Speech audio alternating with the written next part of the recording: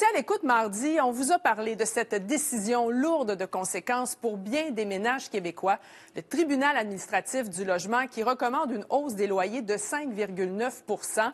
C'est une recommandation, je vous le rappelle. Il y a d'autres frais que les propriétaires peuvent prendre en considération, ce qui fait que la hausse de loyer que vous allez recevoir pourrait être encore plus élevée que ça. Ça va toucher tous ceux qui habitent en logement, mais les répercussions ne sont pas nécessairement les mêmes pour tous. On en discute tout de suite avec Paul-René Roy, qui est président provincial de l'Association québécoise des retraités des secteurs publics et parapublics. Bonsoir. Bonsoir, madame. Donc, la hausse du prix du loyer pour bien des personnes âgées, ça peut poser de sérieux problèmes, j'imagine, dans le budget.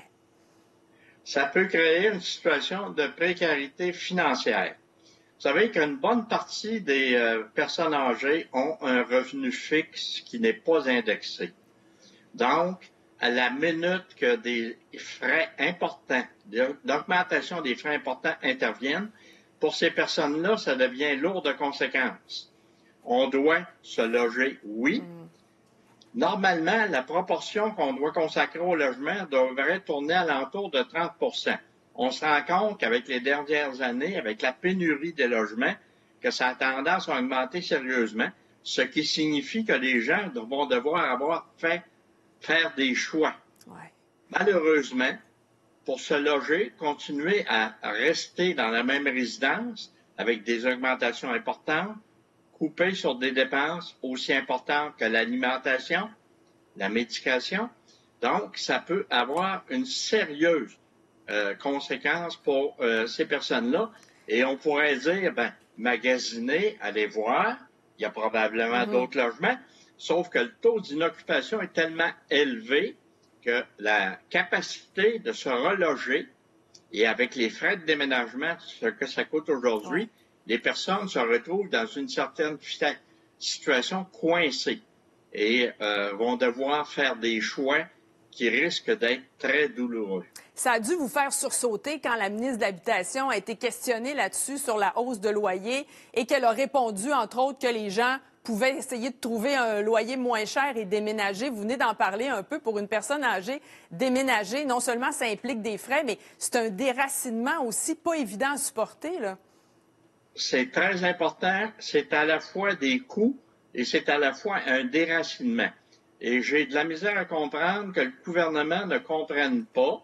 Oui, le tribunal administratif du logement a son indépendance, tient compte d'un certain nombre de facteurs pour déterminer ce qu'il considère comme la hausse acceptable, mais je ne comprends pas que le gouvernement ne trouve pas des mesures pour couvrir les personnes les plus vulnérables de la société qui n'ont pas nécessairement les moyens de faire face à des hausses aussi importantes. Quand on parle du prix du logement, des locations, en fait, est-ce que vous retrouvez le même phénomène dans les résidences privées pour aînés? Est-ce que le loyer va augmenter là aussi? Probablement que ça risque d'arriver et probablement que ça va rejoindre un certain nombre de personnes qui étant capables maintenant de se loger à l'intérieur de ces résidences-là, n'ont pas nécessairement les revenus suffisants pour être capables de suivre une augmentation aussi importante que de l'ordre de 5,9 %. On verra ce que ça donnera, mais je pense que là aussi, il y a une problématique importante. Qu'est-ce que les gens vous disent? J'imagine qu'on vous appelle, on vous demande des conseils. Qu'est-ce que les gens vous disent? Est-ce que vous sentez cette détresse-là de dire, je vais avoir de la difficulté à arriver à payer mon loyer? Oui, les gens ont énormément de difficultés. Vous savez, il y a des gens qui, à la retraite, ont des revenus suffisants, mais il y en a d'autres qui ne l'ont pas. Et comme je l'ai dit tantôt, les revenus, souvent, à la retraite, sont fixes, ne sont pas indexés. Donc, les gens se retrouvent dans une problématique. Est-ce que je demeure dans le loyer où je suis? Si je décide de ne pas rester là parce que je vais être capable de continuer à payer mon alimentation, mes médicaments. Mais la détresse, vous la sentez quand même? Est-ce que je vais me retrouver dans un logement qui est beaucoup moins salubre, beaucoup moins approprié pour me loger? Donc, c'est toute cette problématique-là qui intervient. Et en plus, vous savez, quand on vieillit en âge, ces problématiques-là viennent créer des interrogations, des inquiétudes qui font en sorte que ça devient plus difficile pour être capable de faire face à la réalité.